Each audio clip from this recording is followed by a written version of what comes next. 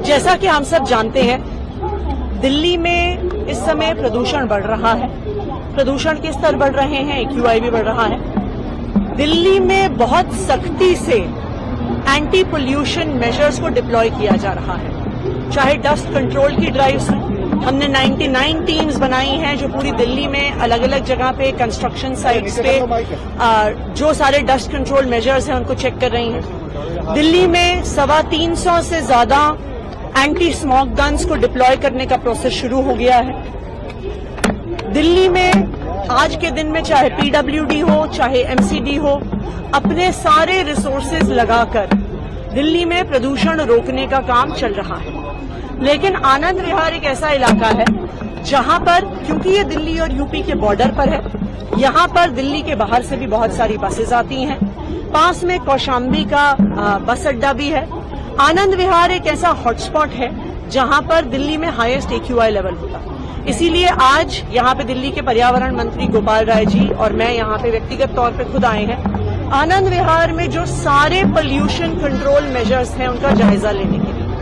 कई कदम यहां पे लोकली उठाए गए हैं। यहां पे जैसा आप देख सकते हैं कॉन्स्टेंटली एंटी स्मोक गन्स चल रही हैं। जो यहां के सारे सर्विसेज हैं उनको गीला रखा जा रहा है, सड़कों को गीला रखा जा रहा है कि किसी भी प्रकार की डस्ट ना हो। आनंद विहार के पास जो सड़कें, चाहे वो किसी एजेंसी की हो, चाहे वो MCD की हो, चाहे वो PWD की हो, चाहे NCRTC उन्हें कंट्रोल कर रहा है, चाहे GTIDC उनको देख रहा है, सारी सड़कों का रिपेयर करवाया गया है कि किसी भी प्रकार की सड़क टूटी हुई ना हो, क्योंकि अगर सड़क टूटी हुई होगी तो हर प्रकार का डस्ट होगा। दूसरा, जो यहाँ पे कंजेस्शन पॉइंट्स हैं, उन सब कंजेस्शन पॉइंट्स पे इंक्रोचमेंट रिमूवल ड्राइव्स चलाई गई हैं, क्योंकि जब तक इंक्रोचमेंट रहेगा ट्रैफिक धीरे चलेगा और पोल्यूशन का लेवल बढ़ेगा। हम यूपी सरकार से भी बातचीत करेंगे क्योंकि पास में कौशाम्बी का बस स्टेशन है। दिल्ली में तो अब ज्यादातर CNG बसेस चलती हैं, दिल्ली में अब इलेक्ट्रिक बसेस काफी बड़ी संख्या में आ गई हैं, लेकिन पास में ही सड़क पार करते ही कौशाम्बी का बस स्टेशन है जहां पे ज्यादातर डीजल की बसेस चल रही हैं।